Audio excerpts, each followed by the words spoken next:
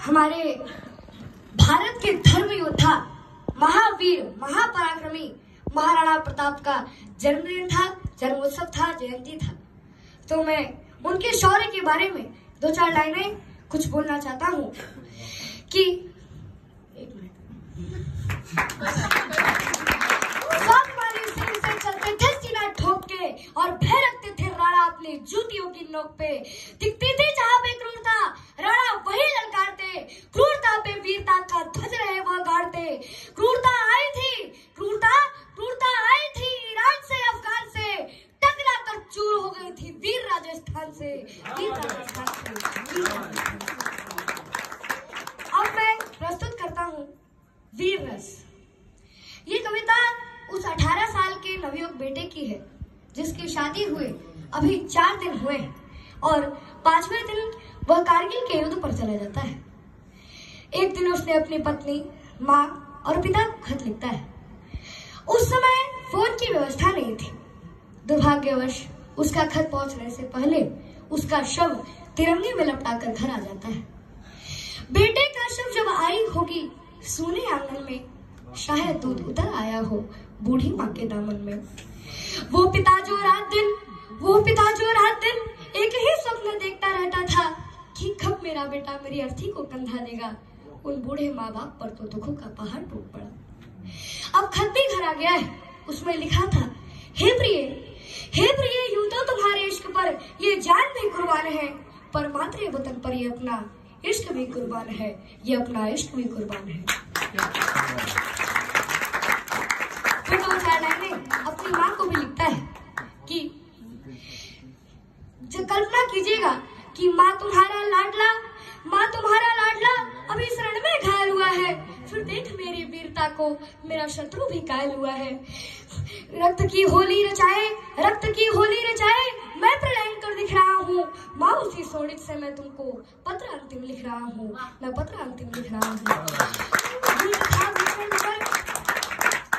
युद्ध था भीषण मगर मैं 1 इंच भी पीछे न हटा हूँ।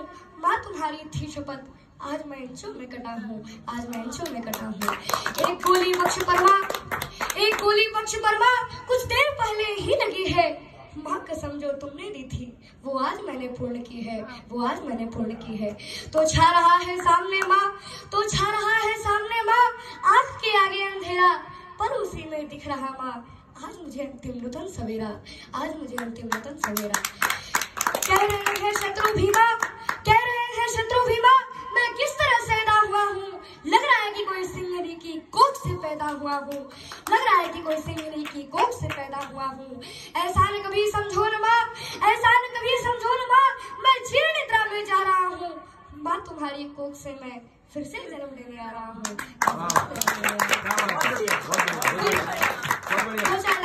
अपने पिता को भी लिखता है कि वो पिता बड़े ही सौभाग्यशाली होते हैं जिनकी अर्थी को कंधा उनके बेटे देते हैं। कैसा लगा होगा जब जवान बेटे की अर्थी को कंधा उनके पिता और दादाओं ने दी होगी। जितनी भारी लगती है ये शेषनाग को धरती, उतनी ही भारी लगी पिता को उनके बेटे की अर्थी। माफ करना मुझे पिता,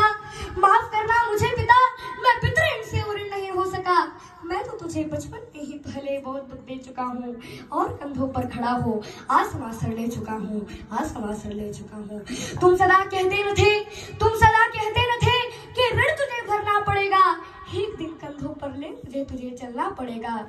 पर पिता वो भार अपना तनिक न हल्का कर न पाया। तुम मुझे करना क्षमा, मैं पितृ इनको भर न पाया। फिर दो चार लाइनें अपने प्रियतमा को भी लिखता है कि अंत में तुमसे प्रिय मैं आज कुछ फिर मांगता हूँ। है देना कठिन मगर निष्ठुर हृदय को मांगता हूँ कि तुम अमर सौभाग्य की बिंदिया सदा अपने माथे पर सजाना, हाथों में चूड़ियां पहनकर और पाँव में मेहंदी रचाना। तुम नहीं वैधव्य की प्रतिमूर्तियों की शादिका हो। तुम अमर बलिदान की पहली पुस्तक की अमर भूमिका हो। तुम अकेली हो अपने इस धैर्य को खोने मत देना। भर उठे इस दुख से हृदय, पर आंखों को रोने मत देना।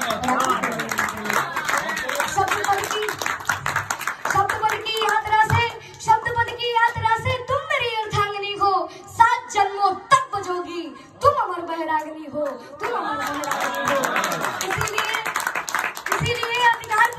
इसीलिए अधिकार प्रिय मैं तुमसे ले रहा हूँ तेरे मांग के सिंदूर प्रिय, मैं मातृभूमि को दे रहा हूँ, मैं मातृभूमि को दे रहा हूँ, मैं मातृभूमि को दे रहा हूँ। जय हिंद, जय भारत, वंदे मातरम।